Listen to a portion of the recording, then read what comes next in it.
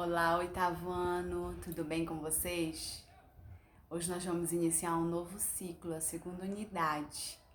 E eu tô aqui para juntos nós fazermos isso. Você já tomou água? Faz uma pausa no vídeo, vai buscar água na cozinha e senta porque vamos começar a nossa aula, combinado? Antes de nós iniciarmos, feche seus olhos e vamos falar com Deus.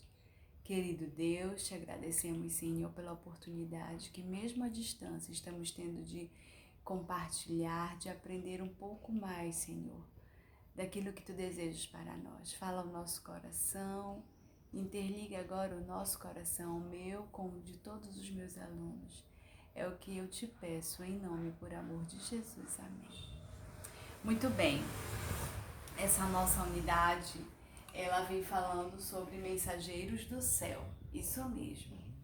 E o título desse primeiro capítulo da segunda unidade é Os Escolhidos, isso mesmo. Vamos falar sobre eles. Quem foram os escolhidos, né? Será que Deus tem um povo escolhido? E aí existe uma frase que chama então esse nosso capítulo que diz assim: não é o ser humano que escolhe a Deus, é Ele quem escolhe o ser humano. Que legal, né? Nós vimos isso na primeira unidade, quando Adão e Eva pecaram, depois de Deus haver feito toda a criação, tudo aquilo maravilhoso, que o homem desobedece e escolhe não obedecer a Deus. Deus nos escolhe, nos dando uma oportunidade de um dia retornarmos à origem. Professora, de que maneira? Através da morte de Jesus na cruz. Ele envia o seu único filho para morrer em favor de nós. Ele poderia muito bem ter deixado, largado mão, destruído tudo, reconstruído tudo de novo, mas não. Ele escolheu dar esse voto de confiança mais uma vez. E hoje nós vamos ver então sobre esse povo. Eu queria primeiro falar o seguinte: você imagina aí, por exemplo, o seu pai, dono de uma empresa multinacional, e ele tem muitos bens, uma pessoa muito rica, e ele possui muitos filhos. Vamos imaginar, deixa eu ver. Ele tem aí uns 5, 6 filhos, né? Você tem aí uns 5, 4 irmãos, né? E aí ele já está ficando com uma certa idade, tá velhinho, e ele sabe que ele ele precisa deixar a direção da empresa nas mãos de algum desses filhos. Não dá para ele deixar na mão de todos os filhos, porque cada um vai fazer de um jeito e tal, e aí ele precisa escolher, poxa, que filho eu vou delegar essa função. É claro que ele vai escolher o bem preparado, aquele que estudou fora, aquele que mostrou parceria com o pai ali o tempo todo, caminhando, fazendo com que a empresa então crescesse cada vez mais.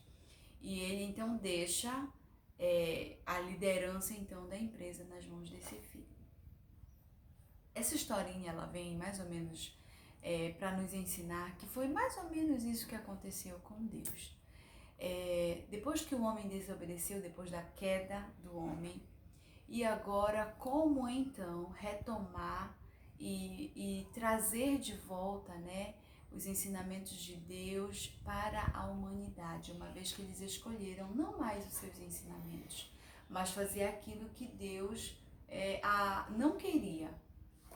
E Deus então começa a pensar, ele poderia, lá na nossa história, o seu pai poderia contratar uma empresa, um profissional muito capacitado para dar continuidade na empresa.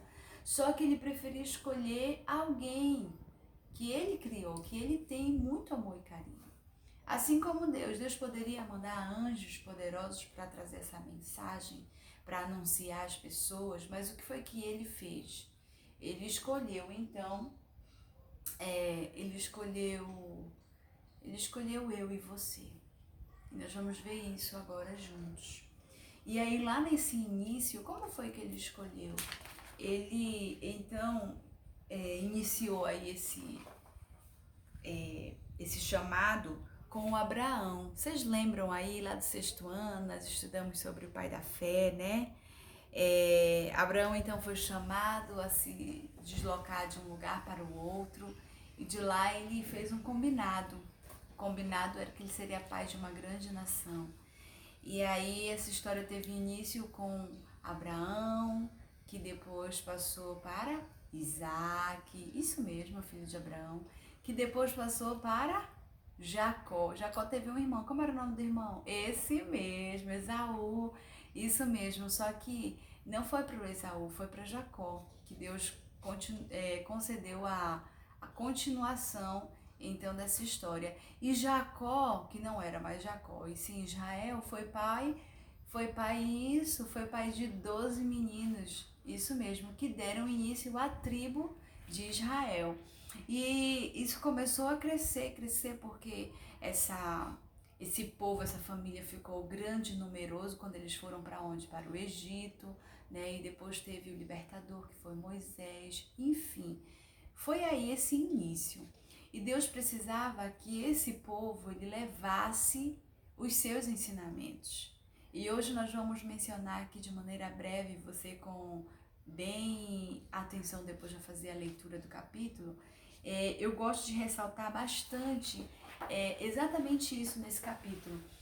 O que esse povo escolhido iria ensinar ao povo, ensinar ao mundo. E no primeiro item, a gente tem um resuminho aqui.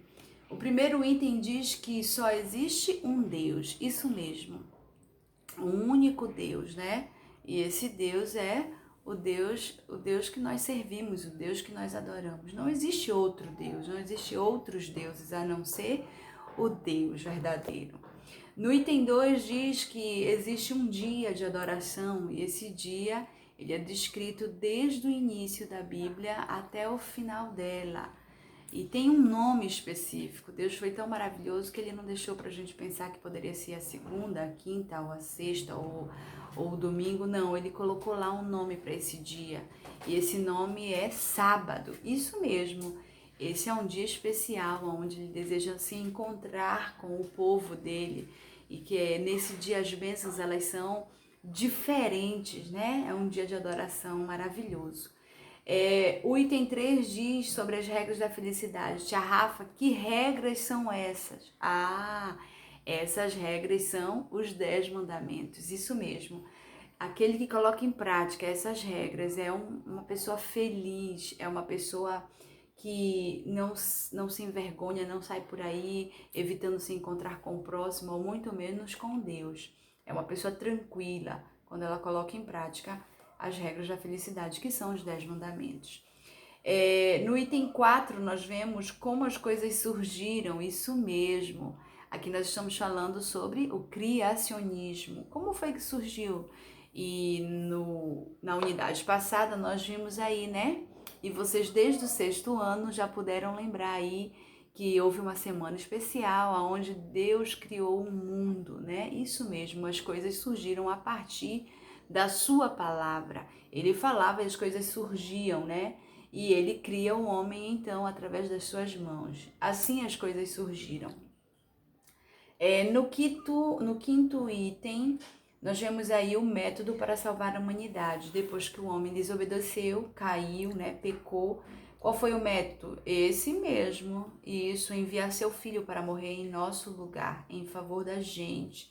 Esse foi o método, o plano B, né? Para que nós pudéssemos um dia retomar a eternidade, né? Vamos ao 6º item. Isso, os fatos sobre a morte. Ei, não existe vida após a morte. A palavra de Deus nos diz, e esse povo, os escolhidos, eles precisavam levar ao mundo o quê? Que morreu, acabou.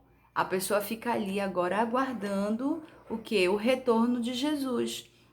E ele vai ressuscitar ou na primeira ou na segunda. Se for na primeira, para salvação, para a vida eterna. Se for na segunda, para a condenação à morte eterna. Isso mesmo.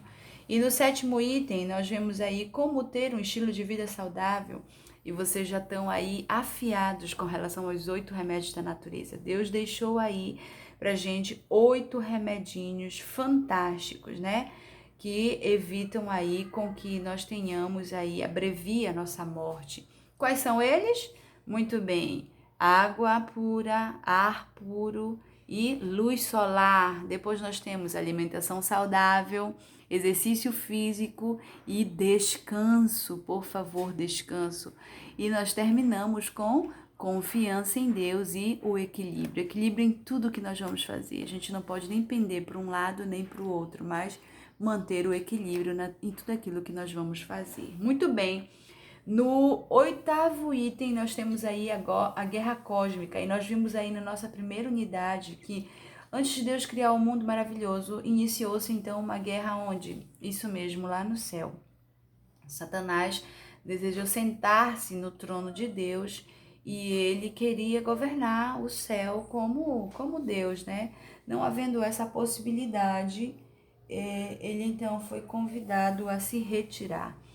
E aí, desde então, a missão dele, então, na Terra tem sido, né, por onde ele passa, matar, roubar e destruir. Destruir tudo aquilo que Deus criou, tudo aquilo que Deus fez, né? Essa é uma guerra.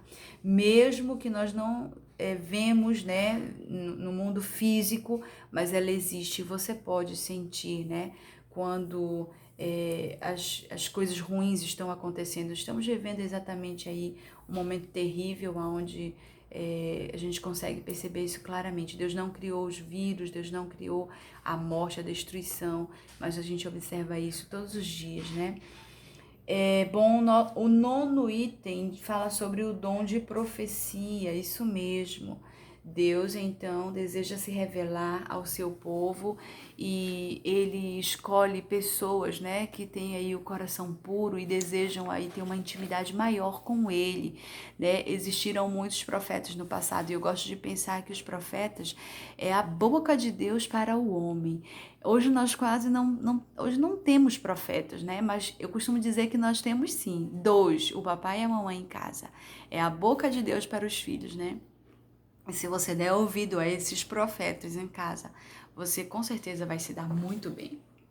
No 10º item, nós lemos aí o acerto de contas, isso mesmo. Vai haver aí um momento onde as contas serão acertadas, né? Sabe, Salomão diz que você é livre para escolher, para decidir, para fazer o que quiser, mas saiba de uma coisa, viu, jovem? Vai chegar um momento que você vai prestar contas de todas as suas escolhas, as suas decisões. Vai chegar esse momento. E nós sabemos disso, quando Jesus voltar, nós daremos conta de tudo o que nós fizemos um dia. E no 11º item, então, para terminar esse resuminho aí sobre as lições que os escolhidos eles precisariam ensinar na Terra, ele então fala sobre o libertador prometido. Isso mesmo, Cristo foi o nosso libertador. Cristo foi então o Cordeiro de Deus, aquele que trouxe a liberdade para eu e você podermos viver hoje, né? Mas cuidado, não confunda com libertinagem, viu? É a liberdade de vivermos aí uma vida segundo os seus princípios, segundo os seus mandamentos, segundo a sua vontade. Queridos, o meu desejo é que eu e você possamos ser esses filhos escolhidos. E Deus nos escolhe hoje, mas somente aqueles que ouvem a sua voz e se permitem ser usados por Ele conseguem de fato permanecer sendo esse Israel da atualidade, esse povo de Israel, né? Os remanescentes de Deus. E Deus então faz esse convite para mim e para você hoje. Vamos orar para a gente terminar essa nossa aula? Ó Deus amado, estamos aqui juntos entendendo quantas lições Tu confias em nossas mãos hoje para que nós venhamos a ensinar, a revelar para o mundo que caiu aí na escuridão. Senhor, por favor, queremos ser Teus escolhidos hoje da atualidade, do século 21. Para esse tempo Tu não deixastes aí Abraão, Isaac, Jacó, os filhos de Israel. Não, não. Para esse tempo, Senhor, Tu chamas a mim, aos meus alunos. Por favor, que o nosso coração seja sensível ao Teu chamar. E que cada dia das nossas vidas possamos, Senhor, ensinar essas lições preciosas a todos aqueles que entrarem em contato conosco. Por favor, terminamos esse nosso momento especial te pedindo a Tua bênção. Em nome e por amor de Jesus. Amém. Não terminou. Agora você vai ficar aí sozinho, com saudade da tia Rafa. Continue aí os estudos, fazendo as atividades desse nosso capítulo, capítulo 5, viu? Um beijo no coração, qualquer dúvida é só me chamar no WhatsApp e que Deus te abençoe. Tchau! Até o próximo capítulo.